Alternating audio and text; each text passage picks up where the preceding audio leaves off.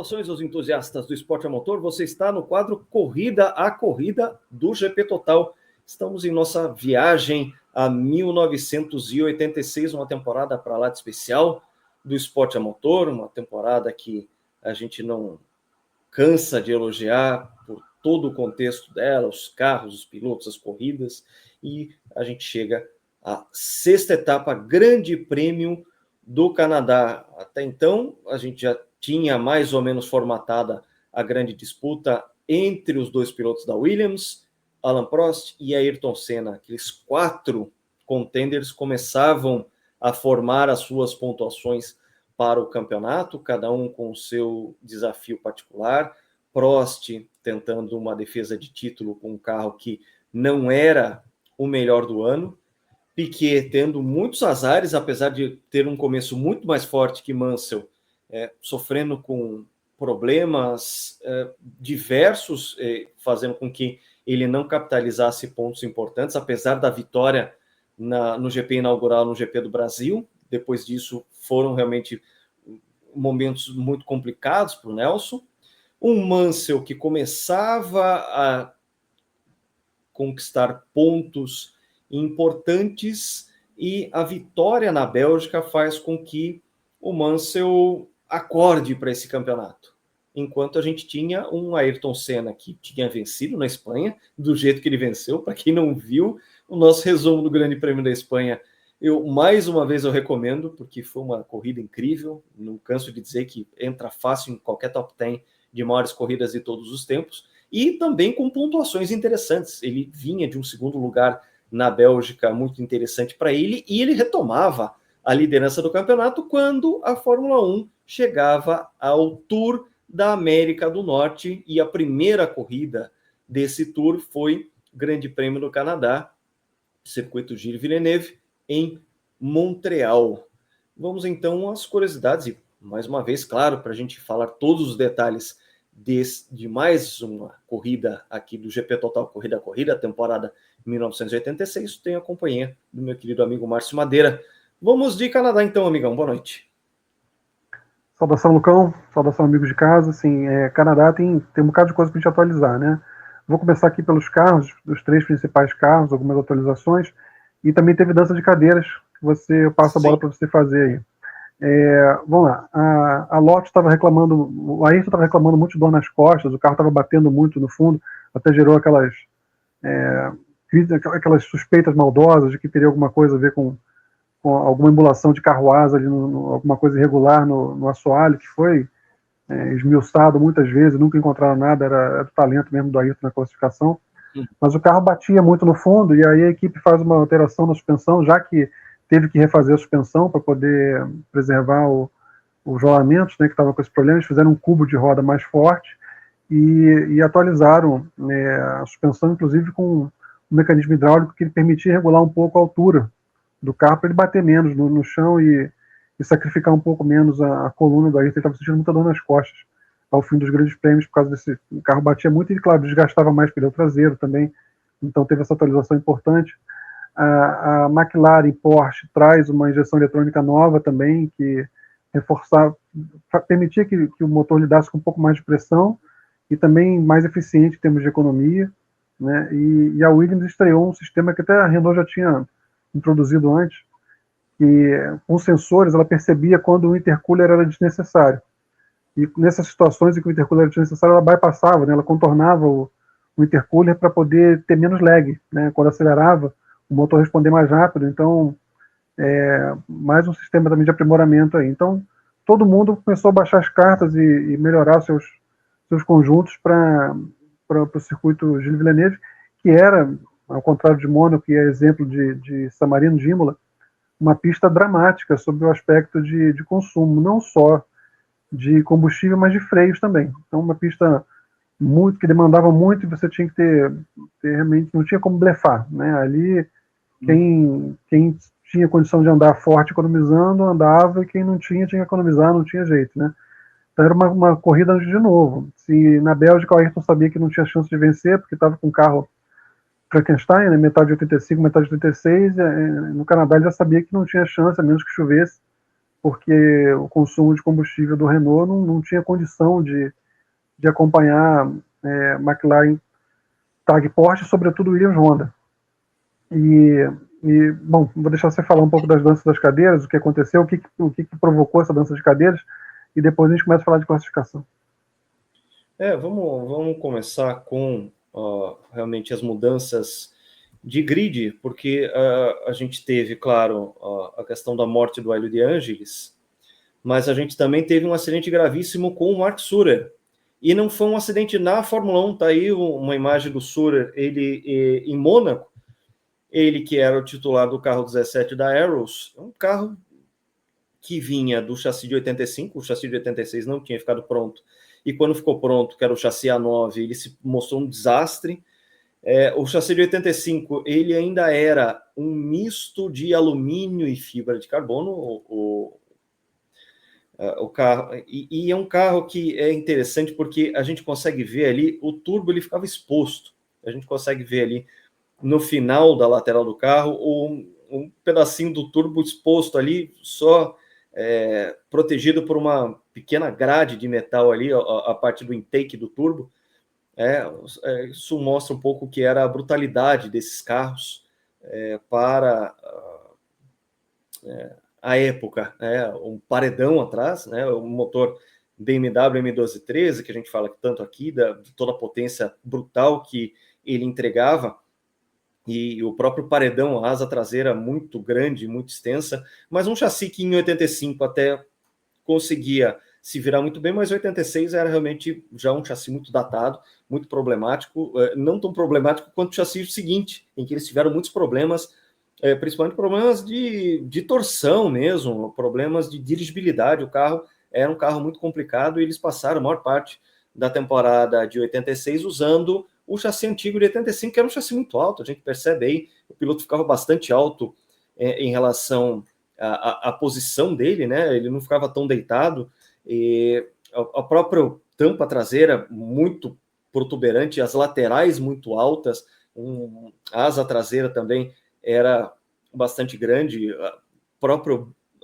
secção frontal aí do nariz ainda era muito gordinha, digamos assim. Então, um carro que realmente não conseguiu, apesar do motor BMW, performar como devia. Só que o Mark Surer estava ali tentando, e era um piloto muito talentoso, ele que é um piloto da Suíça, só que ele não vivia só de Fórmula 1, ele também, a exemplo de outros pilotos que iam para corridas diversas, principalmente do grupo C, as corridas de endurance, o Mark Surer foi fazer no fim de semana entre o Grande Prêmio, antes do Canadá, ele foi fazer uma corrida de rally com um Ford RS 200, que era do Grupo B, a gente falou aqui do Grupo B, quando a gente falou no episódio passado a respeito da morte do Hélio de Ângeles. Eles eram protótipos, eles não eram carros de rua, eles eram protótipos carenados com alguma semelhança com carros de rua, tração 4x4 e motores brutais, praticamente sem limite, e que faziam com que esses carros fossem muito, muito fortes e também muito leves em relação ao que se tinha até então. Esse carro, o Ford RS 200, nessa configuração em 1986, ela certamente já passava de 500 cavalos numa configuração de pouco mais de 900 quilos. Para um carro de rally, isso é muita coisa, principalmente quando a gente leva em consideração que rally vai para todo tipo de piso, vai para cascalho, vai para asfalto, neve, enfim, não é realmente uma configuração amigável. E o Surer tem e isso é possível até para quem tiver curiosidade achar no YouTube, uma captação da imagem do acidente por helicóptero. O Surer sai da pista, ele se choca com uma árvore, o carro vira uma bola de fogo imensa, e o navegador dele falece no acidente, e o Surer fica muito ferido. Ele sobrevive, mas ele fica muito ferido, e nunca mais voltaria à Fórmula 1. Ele que vinha de toda uma luta para conseguir carros competitivos, tinha feito um bom trabalho na Brabham ao final de 85, como companheiro do Nelson Piquet, porque não era um carro fácil, era um carro que o desenvolvimento era feito pelo Nelson, e ele teve como primeiro companheiro de equipe em 85 o François Esnault, que era um piloto muito abaixo da média, realmente não merecia nem ser piloto de Fórmula 1, ele não tinha ali talento e velocidade suficiente para ser um piloto titular de Fórmula 1. O Surer fica com essa vaga do Esnault durante 85 e vai muito bem, e com as bênçãos da BMW ele consegue essa vaga na Arrows. No entanto, ele tem esse acidente, é possível até ver, tem imagens, né, no próprio YouTube aqui, para quem quiser depois pesquisar, e é uma imagem muito impactante, e que acaba deixando o Surer fora da Fórmula 1 de maneira permanente. Ele aí é substituído pelo Christian Danner, o Danner que vem de um começo de temporada pela Osella, e na Osella a gente vai ter um piloto canadense obscuro, desconhecido, chamado Allenberg, que traz aí ele acaba sendo a grande novidade para o Grande Prêmio do Canadá, justamente porque estava ali entrando na Fórmula 1 no fim de semana de Montreal. Outra equipe que também tinha novidades era a Brabham, muitos pilotos, e isso aí a gente depois, muitos anos depois, a gente acaba entendendo o contexto das coisas e das situações, após a morte do Hélio de Angelis, e isso num período de tempo muito curto, vários pilotos se ofereceram para Bernie Ecclestone para ser titular desse carro, que era o carro número 8 do Hélio, e aquilo ali pegou muito mal aos ouvidos do Bernie Ecclestone. E você, Márcio, vou passar a bola para você, porque o próprio Warwick conta essa história, e você tem alguns contatos com ele e tudo mais, já conversou com ele, e ele fala que ele, no fim das contas, acaba indo para a Brabham no lugar do Hélio, justamente porque foi um cara que respeitou o luto da Brabham com a perda do Hélio. A gente tem que lembrar, antes de eu passar a bola para você, que o Hélio vinha para a Brabham de 85 para 86 porque o Nelson havia saído da equipe. O Bernie Ecclestone achou que o Nelson não ia sair, que ele estava negociando com o McLaren, que não ia dar certo, e que ele ia ter que ficar na Brabham, mas no fim das contas o Nelson fez o bypass dele, negociando com a Williams, e saiu para uma equipe que sim, estava mais forte, já desde 85, era nítido que a Williams era o futuro da Fórmula 1, Só que aconteceu o que aconteceu com o Frank Williams, ele ainda estava entre a vida e a morte nesse contexto de começo de 1986, uma recuperação muito lenta, a questão de ter ficado realmente com lesão permanente na coluna, que, cessou os movimentos dele do pescoço para baixo, algum movimento limitado com as mãos, tanto que mais para frente a gente vai falar do próprio regresso do Frank Williams para o circo da Fórmula 1, e a condição permanente dele como cadeira de rodas, mas a Brabham trouxe o Hélio de Angelis como uma resposta à saída do Nelson, e trouxe ele com esse status de primeiro piloto. E quando a gente vê hoje, nos livros de história, a formação da Brabham com Hélio de Angelis e Ricardo Patrese, dá-se a entender que aquilo ali foi feito num contexto de uma igualdade, mas não era isso. O Patrese vinha de 2 temporadas muito complicadas pela Alfa Romeo que cessou as atividades ao fim de 85, aquela Alfa Romeo que era lindíssima, não dava nada, mas era lindíssima, com aquele patrocínio inteiro, a Benetton em verde, com alguns detalhes em vermelho, o carro era lindíssimo, mas não andava nada. E o Patrese veio a preço de banana para Brabham, pela qual ele já tinha corrido, desde 82 ele já tinha, 82 e 83 ele tinha sido companheiro do Nelson, ele voltava a Brabham a preço de banana, e quem tinha o salário e status de primeiro piloto era o Hélio. Existia uma diferença grande entre eles. Assim como também existia uma diferença de rivalidade entre Hélio de Angelis e Ricardo Patrese. Eles eram italianos, eram contemporâneos, a diferença de idade deles é pequena, E é claro que eles se enxergavam como rivais, eles não tinham uma fraternidade ali, mas eles ficaram, claro, muito próximos nesse contexto em que os dois precisavam fazer a Brabham funcionar. O carro BT-55, lindíssimo, trazia um conceito revolucionário, a gente já falou isso em alguns capítulos anteriores, mas era um carro muito complicado. O motor BMW foi deitado, teve problemas de lubrificação, menos boost no turbo do que o motor em pé, o motor normal que era fornecido a Benetton, por exemplo.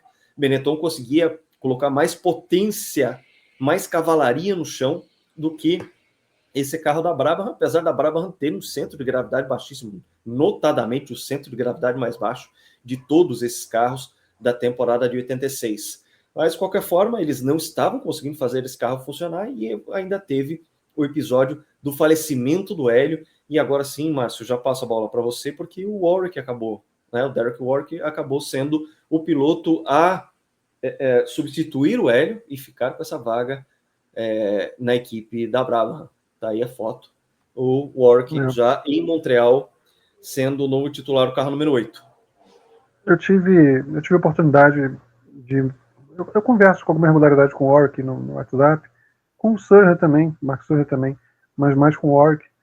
E volta e meia manda uma foto para ele, alguma coisa. Ele gosta de falar sobre Jacarepaguá, ele gostava muito da pista de Jacarepaguá. Andava muito aqui. Andava muito bem. E eu lembro que a primeira vez que eu mandei uma foto dele com o Hélio, ele respondeu emocionado, assim, tocado, e vi que o quanto doía dele ainda. Até perguntei se ele estava e, Ricardo, ele disse que felizmente não estava. Mas ele sempre que trocou mensagens comigo, muito emotivo em relação ao Hélio. E não só ele, né? A gente falou com o Johansson também, a mesma coisa, assim, vários pilotos, o Nelson também, já conversando comigo, vários pilotos sentiram muito a perda do Hélio, né? E ele, pro Warwick sempre foi muito, ele sempre honrou muito a memória do Hélio e dá para ver que ele substituir o Hélio para ele era uma coisa que tinha significado, né? Ele teve muito respeito pela memória do Hélio e também em relação à equipe. E até hoje, quer dizer, essa mensagem deve ter trocado com ele, sei lá, 1 ano e pouco, 2 anos atrás, e ele ainda se emocionava ainda ao falar do Hélio. Então, como também foi quando o Donnelly se acidentou, né? O Warwick tem aquela aparência durona, assim, mas ele é uma pessoa sensível. Posso dar esse testemunho, assim, pelas conversas que tive. E até hoje ele tem um grande carinho ainda pelo Hélio e dá para ver que ele assumiu esse carro com muito respeito, assim, com muito... tinha significado para ele, né? E tudo isso acontece a partir do Canadá, que ele assume esse carro, e em determinado momento da temporada, se eu não me engano, o Brands Hatch vão até voltar para o carro de 85, né? Isso a gente vai ver lá mais para frente no nosso especial, porque realmente era um carro de muito potencial, mas muito desafiador, né? Ele, de certa forma, ele estava à frente do tempo dele e demandava algumas coisas. Ele foi um pouco subestimado, né? O radicalismo dele subestimou um pouco algumas questões práticas, assim. Lembra um pouco, de certa forma, o Fittipaldi FD01, né, que era um carro também que radicalizou em muitos aspectos e acabou subestimando um pouco alguns desafios, né? Mas a gente não pode jogar pedra e criticar esse tipo de coisa, né? Porque são sonhos, né? São ousadias, é a essência, né? É a essência do esporte. Você pegar um conceito e falar, vamos radicalizar, vamos tentar tudo ou nada, vamos tentar fazer um carro vencedor aqui. Não deu certo, é fácil criticar depois, mas é bonito, né? É bonito e eu sinto muita falta disso, dessa liberdade criativa também, dessa inocência até. Hoje em dia você consegue simular tudo por computador, né? Você antes de botar um carro na pista, você já tem uma boa noção de quanto você ganhou de pontos de downforce, de quanto reduziu de arrasto. É claro que algumas questões só vai ver na pista, mas você consegue antecipar muita coisa e, de certa forma, o regulamento também restringe muito mais, então vai todo mundo numa linha muito parecida, aí todo mundo fala, mas a diferença hoje é muito menor de tempo. Mas não é do jeito certo, né? Não é do jeito certo, é pelo empobrecimento, é pela asfixia, é pela compensação, por você premiar quem ficou atrás e punir quem ficou à frente. Tem muita sutileza atualmente que faz você essa equalização, que é interessante, claro, mas assim, eu prefiro um ambiente honesto e criativo. E se o preço que eu tenho a pagar por isso é ter um carro 3 segundos mais rápido que o outro, eu pago esse preço. porque quem está atrás tem a oportunidade de surgir com uma ideia nova e de revolucionar, em vez de só evoluir, revolucionar, e de repente está no ano seguinte, está lá na frente, enfim. É um período em que você tinha como ser ousado, né? E eu gosto desses motores totalmente diferentes, desses carros diferentes, desses pneus diferentes, dessas apostas todas.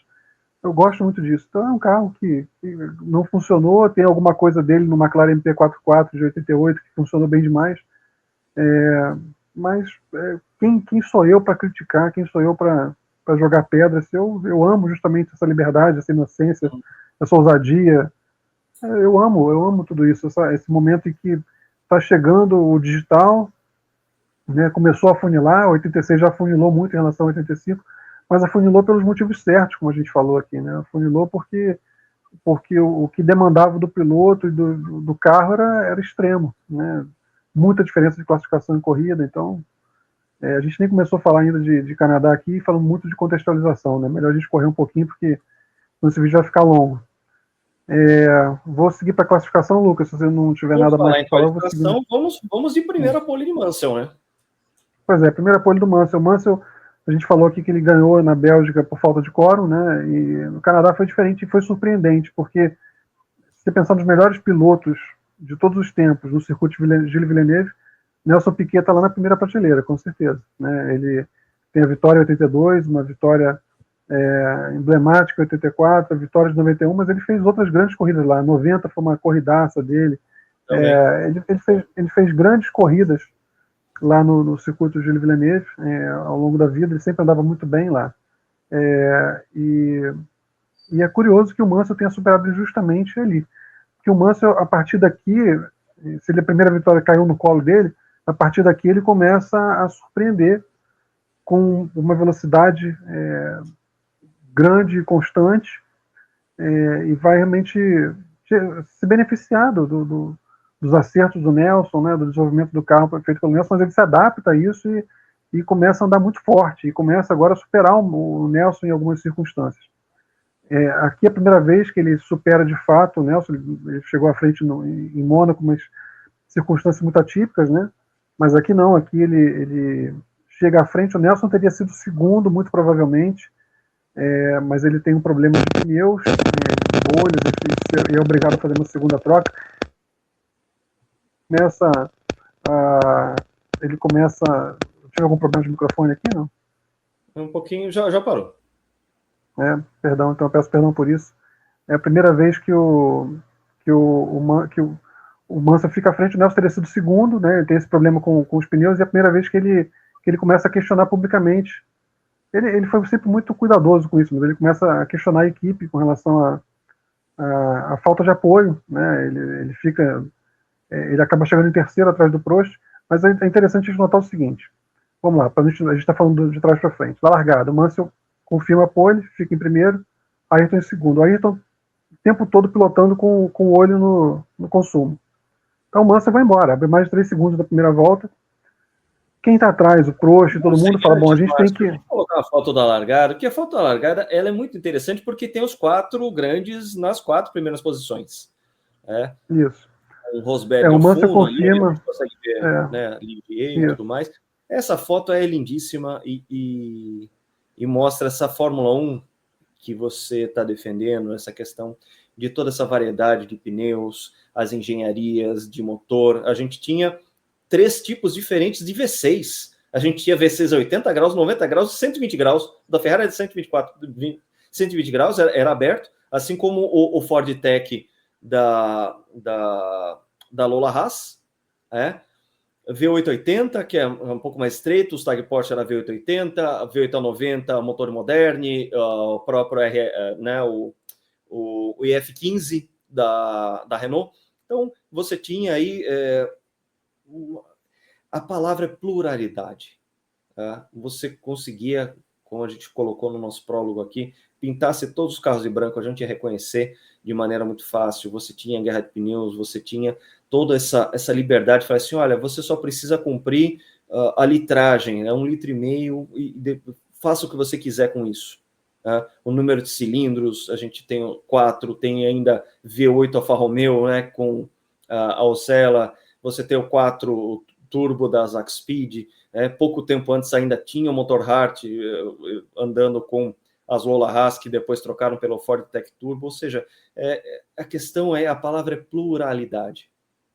Eu acho isso muito importante, isso muito interessante, porque ajuda a contextualizar o porquê que essa Fórmula 1 era tão interessante. Você tinha justamente esse tipo de situação, essa liberdade muito maior de regulamento, numa época que sim, era possível fazer isso. Hoje, talvez não seja possível tanta liberdade. A gente vive sob a égide de regulamentos muito restritivos, e é claro que quando a gente confronta isso com o que era essa Fórmula 1 dessa época, que era incrível sim, não se iludam com quem tenta caçar clique, dizendo que essa Fórmula 1 era chata, que tinha muita diferença de equipamento, que o último colocado tomava 6, 7 segundos. Por favor, é questão de contextualização, questão de entendimento, aprofundamento analítico, que é o que a gente faz aqui, e faz de maneira séria. A gente está falando de uma Fórmula 1 plural, em que esses mesmos 6, 7 segundos podia baixar para 4, para 3, para 1, para 1,5. Na corrida passada, a Ferrari foi melhor que Benetton e Ligier, que eram as equipes que estavam melhor ali, fora o que era Lotus, McLaren e Williams, e você tinha toda essa alternância. Tá? E equipamentos que quebravam, por quê? Porque estavam sendo exigidos ao limite. Hoje você tem uma endurance que é pausada em grandes prêmios. São carros feitos para praticamente durar o ano inteiro. Ali eram feitos para durar o GP. Você tinha toda uma engenharia, uma filosofia voltada para que o carro durasse o GP. Claro que isso, quando a gente pensa em sustentabilidade, que é uma pauta de hoje, não é uma pauta de 40 anos atrás, com a intensidade que ela tem atualmente, a gente pode até questionar, claro, mas a gente tem que levar em consideração que esses carros, eles estavam sendo levados ao limite, coisa que na Fórmula 1 de hoje não tem. Hoje toda a confiabilidade mecânica, ela é colocada de maneira impositiva, porque são equipamentos e materiais que precisam durar vários grandes prêmios, às vezes até a temporada toda. Então, esse tipo de contextualização que a gente tem que fazer é uma Fórmula 1 muito diferente, e ela primava sim pela pluralidade, e essa é uma questão que é muito importante a gente colocar aqui também. Vou voltar, Márcio, antes de passar a bola para você, colocar de novo aquela belíssima foto do Nigel, abrindo volta. O Canadá ainda tinha aqueles S rápidos, foi mudar depois para 88, lembrando que 87 não teria Montreal, por conta aí de problemas de patrocínio, problemas de organização. Quando foi voltar, eu quero chamar atenção para essa imagem, porque o que você está vendo aí são faíscas de verdade.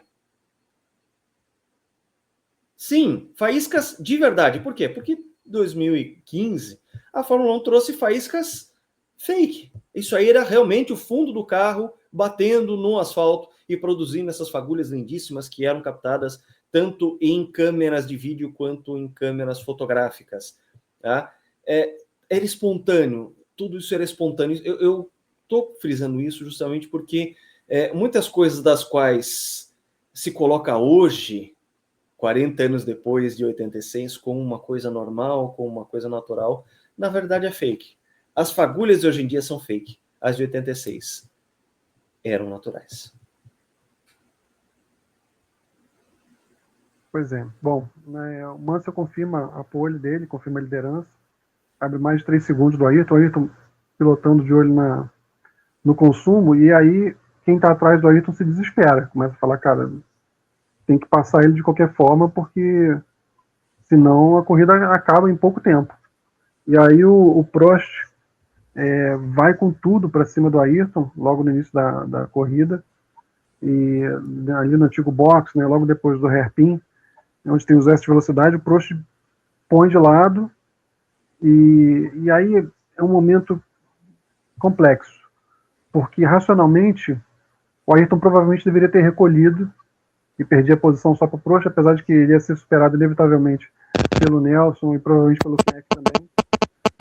Não tinha o que fazer, o consumo do Renault era maior, não tinha o que fazer. Mas o Ayrton, em vez disso, segue na disputa, e segue na disputa até o momento em que eles iam bater.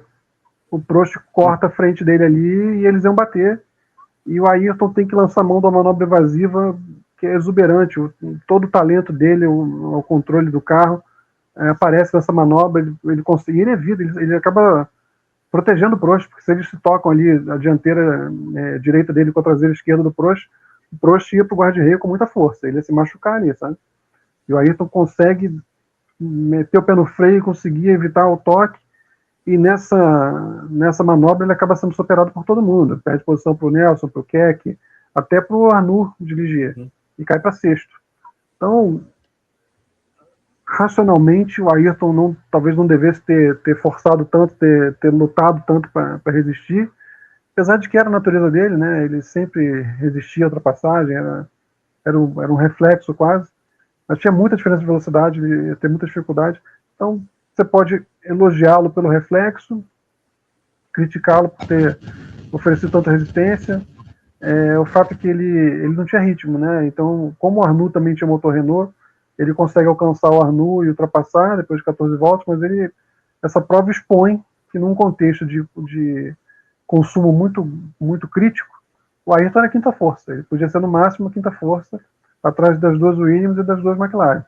Ele não tinha condição de ir além disso. Se ninguém quebrasse, que muitas vezes quebravam, né, ou tinha algum problema, mas se ninguém quebrasse, como foi o caso do Canadá, o Ayrton não tinha como pleitear mais do que uma quinta posição, pelo menos numa pista de tanto consumo.